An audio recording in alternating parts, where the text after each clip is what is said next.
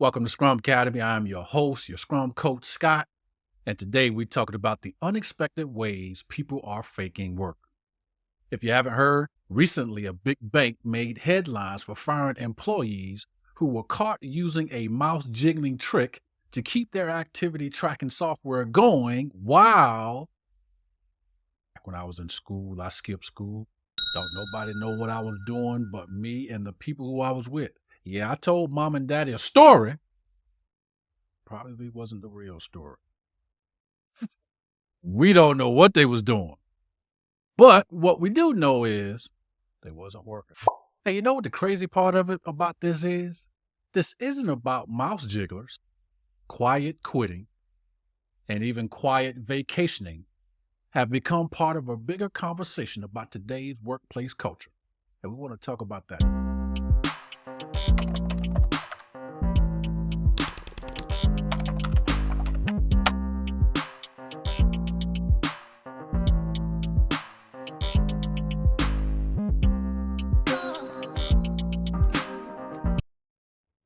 I was talking to my friend Kenny earlier this week. We were just catching up, haven't talked in a while, and somehow or another we landed on the topic of banks.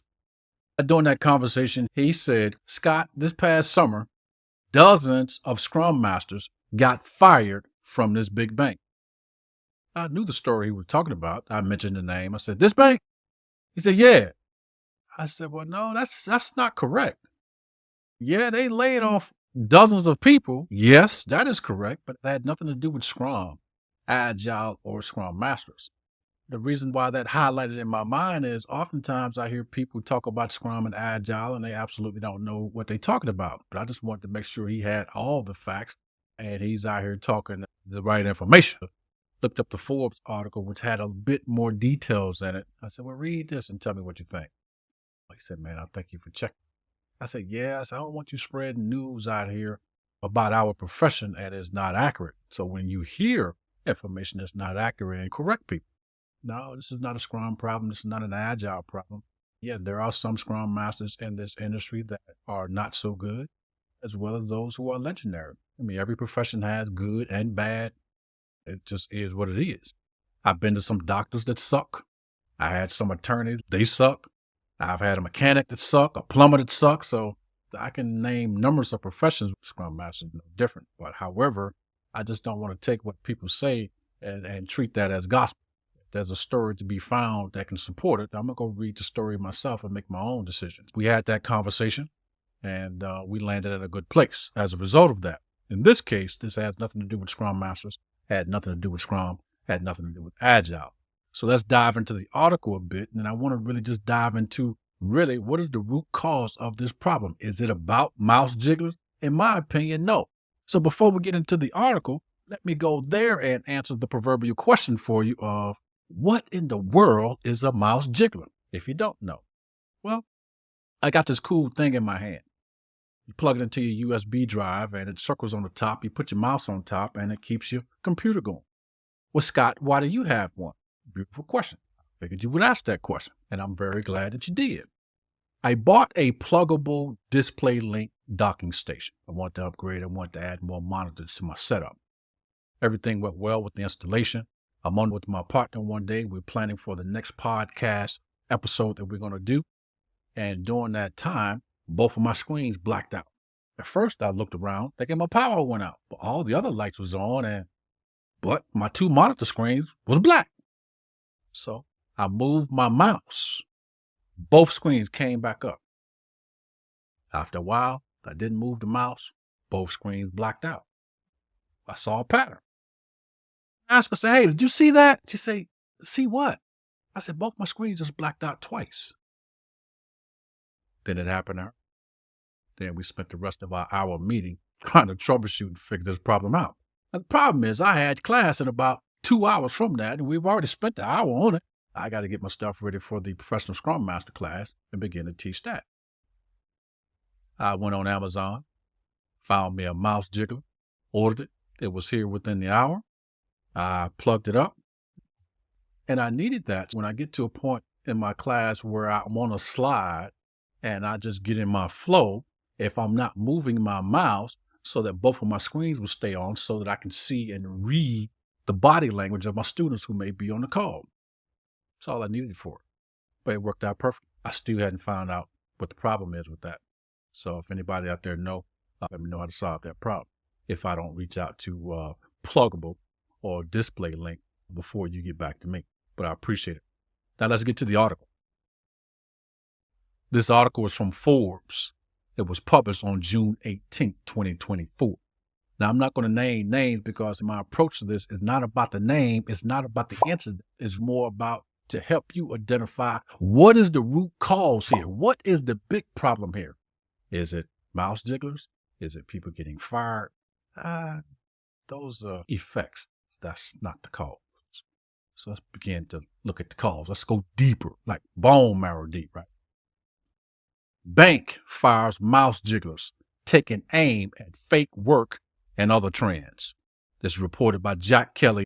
This bank fired over a dozen employees last month after an internal investigation revealed workers were engaged in alleged unethical workplace practices involving simulation of keyboard activity, creating impressions of active work. Okay? For those of you who don't understand that, I want you to think about if you ever had a program open like Microsoft Teams. Microsoft Teams have those dots over in the upper right-hand corner. You have green, yellow, and red, according to a filing with the Financial Industry Regulatory Authority. Check this out. The terminated employees worked in the firm's wealth and investment management division, Bloomberg reported. So this is the information I went over with Kenny. You read on further in the article, it talks about this particular company. They offer an apology, say, look, we don't tolerate discrimination. Of course, they're going to say that, blah, blah, blah. If you read a bit further in the article, you're like, You will have the pot calling the kettle black moment. But a few lines below that, you will read that this is the same bank that had over 2 million fake accounts. Interesting. But again, my take is not about the unethical behavior. My take is more about what leads to the unethical behavior, because two wrongs don't make a right. Okay. You opened up fake checking accounts or savings accounts, or maybe even both. Okay. You used a mouse jiggler for whatever reason. We don't know why, but wasn't working, we'll say, or you weren't busy enough. It's not about productivity. It's about being busy. Note that. Okay, so what's the real issue here? So you wrong, I'm wrong, we wrong. Two wrongs don't make a right. Okay, so how can we solve this problem? Are we looking to blame or are we looking to solve the problem? As Scrum Masters, we don't play the blame game. We play the problem solving game. Very nice. Now, if you read even further down in the article, you will realize this had everything to do with specifically brokers and dealers. So this had absolutely nothing to do with Scrum Masters, had absolutely nothing to do with Scrum or Agile. So when somebody says something about Scrum and Agile, as I said before, I'm going to do my homework because I hear a lot of the chatter like you hear, like Scrum is dead. No, Scrum ain't dead. Scrum is alive and well. It might be dead in your world. Maybe you need to change worlds because, what you hearing ain't accurate. I stay on I live on these Scrum streets. So yeah, I may not comment on everything, but I promise you, most anything that's going on, pretty much have heard about it. Somebody called me, let me know something about what's going on. And I appreciate you for that. And I appreciate you for that, for making me aware, keeping me on top of things. Because if the landscape changed, then I'm going to use Agile to pivot and go wherever I need to go, whatever that may be. Very nice. So let's break this down. The issue here isn't just about the mouse jiggler. It is the cycle of mistrust that drives employees to find clever ways to simulate work. Companies like this big bank have invested heavily in surveillance tools, tracking every keystroke, and even using webcams to monitor employees. But why is that? They want to see constant activity instead of real results. But here is the irony.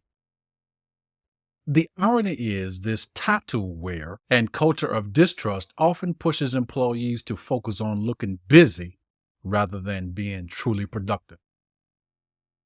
Think about it. It's the digital equivalent of Have you ever watched the famous TV series called The Simpsons? You remember when Homer went out and bought a bobbing bird, tapping his keyboard for him while he lounged around? Yeah, do you remember this bird? Or I'm thinking about Ferris Bueller's Day Off, where he was supposed to have been in school, right? Parents are going away from home. He got the whole $1 million house to himself, invited a few select friends over, and they had a good time. The teacher was looking for him. Teacher couldn't find him. Or was it the principal? I forget. It's been a while. But the point is, he went through a lot of work to cover up that he was supposed to be at home, but he wasn't actually there. So that's just two examples. Now, when I saw Homer in The Simpsons do that, and when I saw the movie Ferris Bueller's Day Off, I laughed. I thought it was actually funny. I never thought I would see something like that in the workplace, but it is actually more common than what you may think it is. Ferris Bueller's set up to fake being sick so that he can just skip school. Why didn't he just call out and say, look, I'm sick. I can't make it today. Why don't you just call out of work? Why you got to play all these games with your employer? Just say, hey, I ain't coming to work today. I'm sick. That's all you got to say. It could be a mental health day. It could be actual sick day. I mean, hey, in some environments, you probably need a lot of mental health days. I don't know, depending upon what you got going on. But something to consider. Why do we as human beings feel like we have to explain everything to our workplace, our bosses? Whereas you see like other people, they just say, I ain't coming in. And some people in your environment don't even say nothing. You don't know where they are. But yet, it's like nobody says anything to them, right? Exactly. Let's call a spade, shall we? When employees feel pressured to fake work to avoid punishment, it's a red flag about the company's culture. If managers focus more on tracking mouse movements than real performance, it's no wonder employees feel trapped working harder to look busy instead of making real impact. Oh, I'm not done yet. It's like the old saying. I think Zig Ziglar said this. People will do just enough to avoid getting fired, and companies will pay just enough to keep people from quitting. Wow. I heard this many, many years ago. It was called the Great American Standoff. This highlights the underlying mistrust between employers and employees, where neither side is fully vested in true productivity or engagement. Instead of inspiring genuine performance, this cycle only reinforces a culture of minimum effort and surveillance, which can lead to disengagement and even resentment. If you ever worked in an environment like that, doesn't feel good, does it? You're always stressed out, always looking over your shoulder, always looking busy, knowing you ain't got nothing to do. And I remember sometimes in my career that, here's some of the games that was played. Not today, they got more sophisticated games, but the idea is still the same. Homer did it, Ferris Bueller did it. I had one developer come to work. It was like he was partying all night long. He'd come to work and he slept at his desk. Literally slept at his desk. We knew he was asleep, but nobody ever said anything to him. But one time, somebody was getting ready to say something to him, and he got up. I said, oh, thank you, Allah. Oh, thank you, Allah. Thank you, Jesus. Thank you, God. In Jesus' name, I pray. Amen. And then they backed off. You see, he knew how to play the game. I was just like, wow.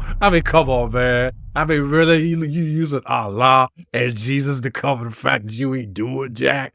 Come on, really? What can you do? What can you say? This quote is relevant by Zig Ziglar as it pertains to this because it points to the root problem behind the fake work culture. When companies focus on monitoring rather than inspiring employees to be productive, they contribute to this very standoff.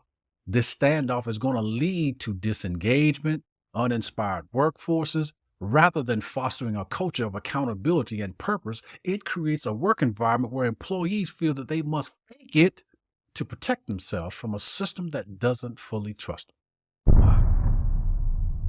Thinking about Simon Sinek now. I've been reading a lot of his materials I've shared with you in previous videos, and I can see his inspiration come from Zig Ziglar, Jim Rohn, and a whole bunch of other leaders that'll help us with our philosophy in today's business world.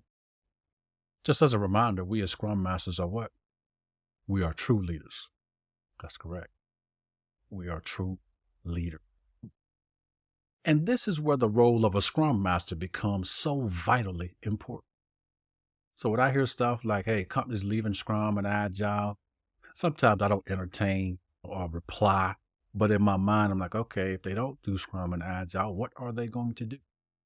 Because Scrum and Agile was made for complex work, as you and I know. So what other option do you have out there for complex or chaotic work? You only have one other option. That's the scientific method. And Elon Musk could use the scientific method.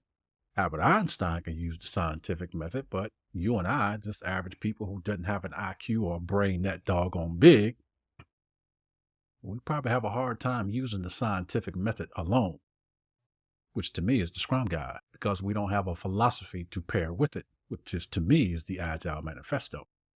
And this is why I do what I do. As I mentioned before, many times in the same way, my job as the Scrum Master is to recreate the elements of a kindergarten class so that everybody can unleash their superpower. They won't ever do that until you create a psychologically safe environment. That environment, in order for it to happen, it requires two things. It requires courage. It requires trust. It requires courage for you to have those crucial conversations that you need to have about that elephant in the room. Yeah, it's in the room. It should be in the jungle somewhere, but it's in the room. So when you begin to have those courageous conversations, then things will begin to change. And then the other thing you're going to have to do is build trust. How are you showing up at work? How are you showing up on your team? Your attitude in terms of your approach is very contagious. If you're nonchalant, your team probably going to be nonchalant, whether that's in your family or whether it's at your work team. That attitude is applicable in all situations.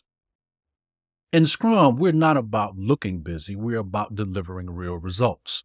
As Scrum Masters, our role is to foster a culture of trust, collaboration, and transparency where team members don't need to simulate work to prove themselves.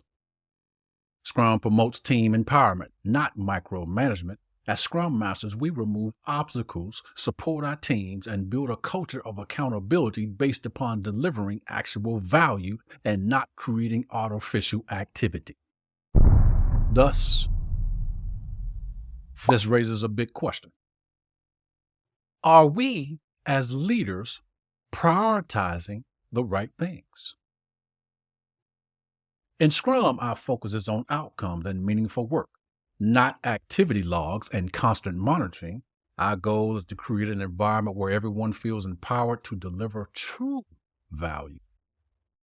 If this resonates with you, that's exactly what the Give Yourself a 100% Raise challenge is all about.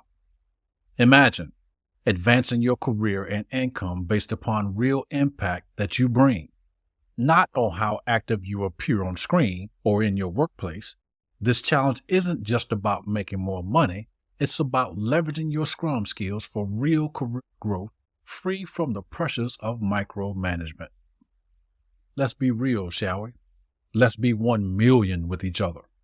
If your job is more about showing you are working than actually delivering value, it might be time to rethink your career path or the organization in which you are working for. Something to think about. So what's going on here? This story pulls back the curtain on workplace surveillance and is only going to increase. In fact, remember about a week or so ago, I was on my phone just scrolling through something on YouTube and one of those advertisements came up. Don't know what company it was. Grabbed my attention because I want you to visualize an office setting. I want you to visualize you in the office sitting in your chair at your desk with an open environment. Yeah, so you there along with other people, and there's a camera up there in the corner. That camera is looking at everybody that's out there on the floor. Okay, just making sure we're together. That camera is monitoring your strokes, just like the software they have in the background that you don't even know about.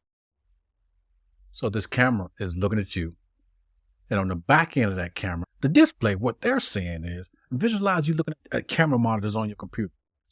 From in the control room, they see you through the camera up there. If you're working, busy, the color is green.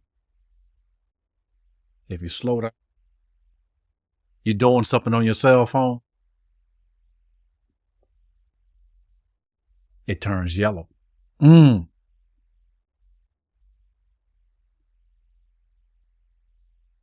And if you're doing absolutely nothing, it turns red. Now imagine that. That's actually now coming in the future. That's already out. So imagine you in a workplace like that and somebody come to you and let's say right now, hey, Scott, I need you to have more keystrokes that you have had in the last 15 minutes, the last 20 minutes or whatever. I'm like, oh my God, are we on a manufactured assembly line? Is that what we're coming to? Is that where we're going? Pretty doggone for some environments. It's very toxic in some environments. This story pulls back the curtain on workplace surveillance, as I mentioned, control, and the obsession with metrics. Let's briefly talk about metrics. If you've been in the Scrum and Agile space long enough, you will have ran across this particular situation. I'm thinking about an Agile coach. I'm thinking about somebody higher level than you comes to you and say, hey, your team velocity is too low. I need you to increase your team's velocity in terms of the work that they do by 10, 15, 20, 30% or whatever the case may be. Now, if you take nothing else from this article, I really, really want you to take away this. Because anytime you use a metric as a goal, there will never be anything good that happens as a result of that. People will game the system. That's what it's called. They will find ways to get around what you're talking about. So going back to that big bank, you remember when they created 2 million fake accounts? Was it all on the employee doing that? Do you think the employee was just doing unethical stuff just because, hey, I woke up this morning, I figured, hey, I'm just going to open up 2 million fake accounts? No, it don't work like that. But somebody higher up in the company said, look, I need y'all to increase our checkings account. I need y'all to increase our savings account. You got to do this. It's no question, you got to do this. Make it happen. When you come off at people like that, they will make it happen. But the question becomes, will it be ethical or not? And this is what you're seeing when you hear stuff like that. So, no, it's not just about, oh, the company's so unethical, the employees are so unethical. What I see in this whole picture, in this whole article, in a lot of companies is that the pressures are on so heavy from higher up to lower down, and nobody is taking a step back. Is it really what we should be doing? At Scrum.org, we have a great class. I don't teach it much, but it's a legendary class, evidence-based metrics. Or do you have the right metrics? Now, I think Domino's Pizza, Domino's Pizza is doing a legendary job in terms of their metrics. Now, watch this so that you can understand what I'm saying to paint that picture for you. Now, Domino's at one point in time was all about, their metric was, how many pizzas do we deliver? So they was all in on deliver. Then somebody had the courage, somebody asked a beautiful question and asked, is that the best metric that we should be using for mission, our goals, and objectives? Are we only concerned about delivering the most amount of pizzas? They took a step back, and now you can see their marketing campaigns is aligned with their new strategy, which is what? Well, you see the commercials. Hey, you walk out of Domino's, you're walking across the street, or you're walking across, it's raining outside, you slip and fall, your pizza fall. Well, you didn't eat it. We sold a pizza, but we don't know if you actually like the pizza. So the metric now is, we want to know how many people are actually eating the pizzas that we make for them, because that's a better gauge of quality. How good is this pizza? Is it good for people to actually eat the pizza? Do they not care? I mean, when you buy a pizza or whatever you buy, you just don't buy it just for the sake of buying it. You buy it because you like it, it's good, and you can't wait to get another one. Hopefully, it's good. They took a step back and, wow, should we really only be concerned about the number of pizzas we deliver? So that's why you see, even in their marketing campaign, hey, you drop your pizza. Hey, no problem. Come back in the store. We'll give you another. Cat, eat your pizza. Dog, eat your pizza. Whatever, your pizza gets stolen, it doesn't matter. We want you to come back in and get another pizza so that you can eat it. That is their metric now that they pursue it. And that's a very beautiful metric. So something to think about there in terms of that. But instead of hustling to simulate work, what if you could change the game by actually building great team, building a legendary team, and not only just focusing on your local team, but expanding throughout the entire organization, which is part of our service levels as a Scrum Master. We have 3 service levels, right? We serve the product owner, we serve the Scrum team, and we serve the greater organization. So if we as Scrum Masters don't make the change, do y'all honestly think it's going to happen? If we don't have the courage to speak up on these things, do you think the change is going to happen? If so, we're going to do it. So hopefully after this here discussion, do you honestly really believe the noise you're hearing in the community that Scrum Masters dying? Think the Tesla bot going to be able to do what we do? Do you think Chat GPT going to be able to do what we do? Maybe one day. No time as far as my mind can see. My eyes definitely can't see. But as far as my mind can see, no. What if you could change the game and actually give yourself a 100% raise while changing the game so that you can earn the money that you actually are worth? The company's going to pay you just enough to keep from quitting. You just going to work enough to keep from being fired. What if we change that dynamic? Yeah, we work hard to build amazing things. I don't care if you give me a raise or not. I'm going to do what I do because, hey, I have a brain and I can figure out a way to give myself my own raise. Plus, if you give me a raise, it's only going to be maybe 5, 10, maybe 20%. And really, is that going to be anything significant for you? Is that going to be a game changer for you? Probably not. So we need something more significant. No mouse jigglers, no boss micromanaging your every keystroke, just you taking real control of your career and your financial future is what we're going to talk about in the Give Yourself a 100% Raise Challenge. If you're ready to break out of the surveillance cycle and take charge of your career, the Give Yourself a 100% Raise is definitely for you. This challenge empowers you to earn more on your own terms. So ditch the jigglers and join us for real career growth while we build legendary teams, amazing products to get you and your family to financial freedom a whole lot faster. I appreciate you. Thank you for tuning in. And remember, you don't need a mouse jiggler or fake activity to succeed. You just need a strategy. And the Give Yourself a 100% Raise Challenge is here to help you build it. As always, be agile, do Scrum, and be super duper legendary in all of your endeavors. I see you in the next episode. I see you at the Give Yourself a 100% Raise Challenge. Register today.